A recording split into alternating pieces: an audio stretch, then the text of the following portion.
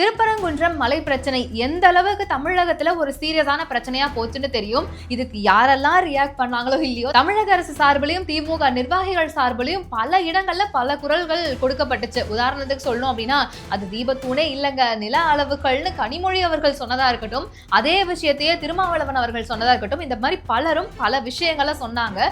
இவ்வளவே அறநிலையத்துறை கூட இதுக்கு தான் சப்போர்ட் பண்ணாங்க. முக்கியமா இந்த பிரச்சனைக்காக குரல் கொடுத்து முன்னாடி அந்த பெட்டிஷன் போட்ட திரு ராம ரவிக்குமார் அவர்கள் கேட்ட ஒரே ஒரு கேள்வி, ஒரே ஒரு தீபம் ஏத்துறது. அந்த தீபத்தூண்ல அந்த திருவண்ணாமலை தீபம் அன்னைக்கு தீபம் ஏத்திட்டு போயிட போறோம், இதுக்கு அனுமதி கொடுக்கறதுக்கு உங்களுக்கு என்ன பிரச்சனை? இதை கூட கொடுக்க முடியாத அளவுக்கு நீங்க எல்லாரும் இந்து விரோதிகளா ஆகிட்டீங்களா அப்படிங்கிற மாதிரியான ஒரு கேள்வியை கேட்டிருந்தாங்க. யாருடைய ஓட்டை தக்க வச்சுக்கிறதுக்காக நீங்க இப்படியான விஷயங்களை பண்றீங்க? மக்களே இங்க ஒத்துமையா தான் இருக்காங்க, ஆனா நீங்க தேவையில்லாத வேலைகளை பண்றீங்க அப்படிங்கிற மாதிரி அவரும் சரி, அவரை சுற்றி இருக்க பலரும் சரி நிறைய முக்கியமான கேள்விகளை எழுப்பியிருந்தாங்க. அறநிலையத்துறையினுடைய செயல்பாடு தமிழகத்துல எப்படி இருக்கு அப்படிங்கிறதுக்கான ஒரு தெளிவான பதில கொடுக்கிற மாதிரி தான் திரு ராம ரவிக்குமார் அவர்கள் ஒரு வீடியோவை பதிவிட்டிருக்காரு.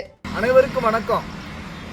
திருப்பரங்குன்ற மலையில தீபம் உச்சியில தீபத்தூண்ல ஏத்தனுங்கிற பிரச்சனை ஒருவரை ஓடிக்கிட்டு இருந்தாலும், ஒரு மிக முக்கியமான பிரச்சனைய தமிழ்நாட்டு மக்களுக்கு, மத்திய மாநில அரசுகளுக்கு தெரிவிக்க நான் விரும்புகிறேன்.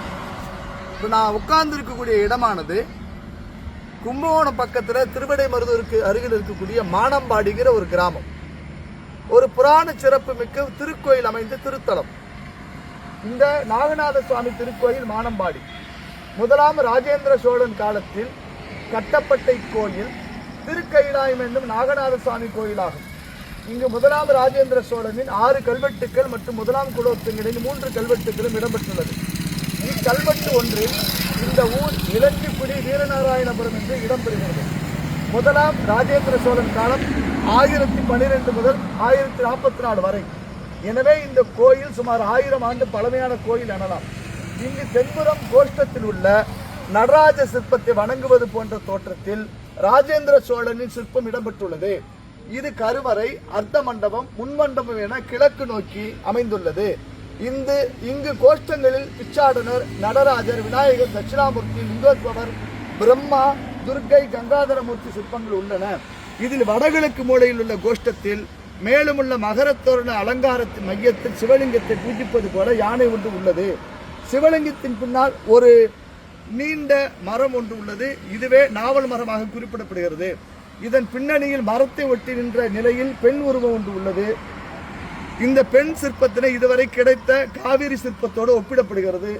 இப்படிக்கு தொல்லியல் துறை தமிழ்நாடு அரசு அப்படின்னு குறிப்பிட்டிருக்காங்க. இப்போ இவ்வளவு சிறப்பு வாய்ந்த கிட்டத்தட்ட 1012 முதல் 44 வரையிலான இந்த கோவில் தமிழ்நாடு அரசு தொல்லியல் துறை, எந்த அரசு? தமிழ்நாடு அரசு தொல்லியல் துறை. இந்த தமிழ்நாடு அரசு தொல்லியல் துறை இப்படிப்பட்ட ஒரு கோயிலை எந்த லட்சணத்தில் வச்சிருக்குன்னு பார்ப்போம். அதாவது இந்த தேசிய நெடுஞ்சாலை, சென்னைக்கு போகக்கூடிய கும்பகோணம் டு சென்னை போகக்கூடிய தேசிய நெடுஞ்சாலையில் இருந்த கோயில் 2011-12 நினைக்கிற வருடங்கள். அந்த சமயத்தில் இந்த சாலை விரிவாக்கத்தின் போது இந்த கோவிலை அகற்றணும்னு முடிவு பண்ணாங்க. நம்மை போன்றவர்கள் அதெல்லாம் எதிர்த்தோம். அடியார் பெருமக்கள் எதிர்த்த பிறகு இந்த கோவில், அதாவது திருப்பரங்குன்ற மலை உச்சியில அந்த ஒத்த தீபத்தூணை அளக்கிறதுக்கு போய் கிரானைட் கல்லெல்லாம் பொய்யா பேசுறதுல இந்த தமிழ்நாடு அரசு தொல்லியல் துறை இந்த லட்சணத்தை தமிழ்நாடு அரசு தொல்லியல் துறை என்ன கேவலமா இருக்குன்னு சொல்றதுக்கு தான் அந்த பதிவு போடுறேன். 2011 இடிச்ச கோவில் இதுவரைக்கும் இந்த இடத்துக்கு வந்து பார்த்துருக்காங்களா? 2011 இருந்து கிட்டத்தட்ட எத்தனை ஆண்டுகள் ஆச்சு? இந்த தமிழ்நாடு அரசு தொல்லியல் துறை ஒரு கோவிலுடைய வரலாற்றை அழித்திருக்கிறது. எங்கள் கண் முன்னால் இருந்த தமிழருடைய கலை பண்பாட்டு பொக்கிஷமாக இருக்கக்கூடிய அருள்மிகு நாகநாத சாமியுடைய கோவிலுடைய நிலைமையை பாருங்க. இங்க எல்லாம் இந்த தொல்லியல் துறை ஒரு நாளாவது வந்திருக்கா? வெக்கம் இல்லாம அரசாங்கத்துடைய ஏவலாட்களாக நீ வந்து அங்க போய் திருப்பரங்குன்ற மலை உச்சியில் இருக்கக்கூடிய தீபத்தூணை அளக்க போறேன், அது கிரானைட்டு கல்லு, நம்ம எல்லை குறியீடுன்னு சொல்றேன், உங்களுக்கு எல்லாம் வெக்கம் இல்ல அப்படிங்கிறது ஒவ்வொரு சிவபக்தர்கள், ஒவ்வொரு தமிழருடைய கேள்வியா இருக்கு. இப்படிப்பட்ட கோவிலை அழிச்சிருக்கீங்க, ஒழிச்சிருக்கீங்க, தமிழருடைய அடையாளத்தை சீரழிச்சிருக்கீங்க. இதுக்கு என்ன தீர்வு? நான் ராம ரவிக்குமார் தகவல் அறிக்கை உரிமை சட்டத்தின் வாயிலாக இந்த கோவில் குறித்தான அனைத்து ஆவணங்களும் வாங்கியாச்சு.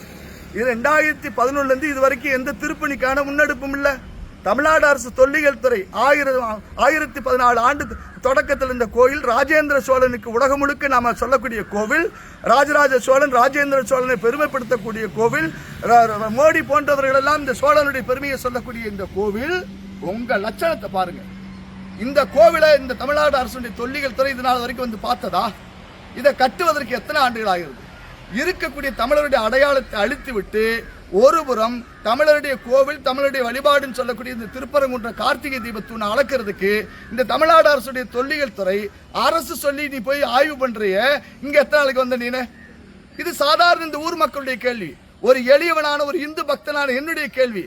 ஆகவே தமிழ்நாடு அரசு, தமிழ்நாடு தொல்லியல் துறை, இந்து சமய அறநிலையத்துறை எங்கள் ராஜேந்திர சோழனுடைய அடையாளமாக பண்பாட்டு கலை பொக்கிஷமாக இருக்கக்கூடிய இந்த மானம்பாடி அருள்மிகு நாகநாத சுவாமி திருக்கோயில் கும்பாபிஷேகம் செய்வது எப்போ?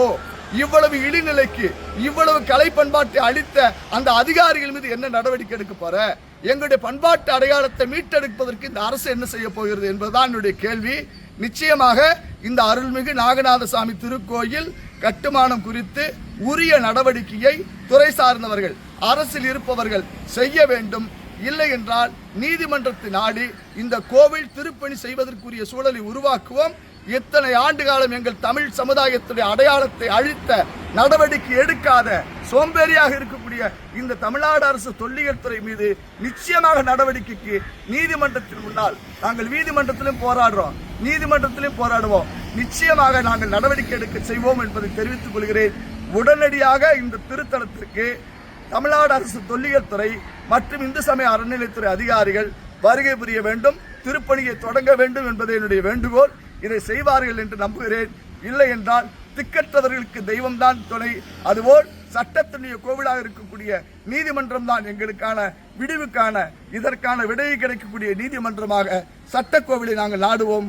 உடனடியாக அருள்மிகு நாகநாத சாமி திருக்கோயில் மானம்பாடி கோவில் கட்டுமானப்படி தொடங்க வேண்டும். இல்லை என்றால் நீதி கோவில், சட்டக்கோவிலுடைய கதவை நாங்கள் தட்டுவோம். நன்றி, வணக்கம்.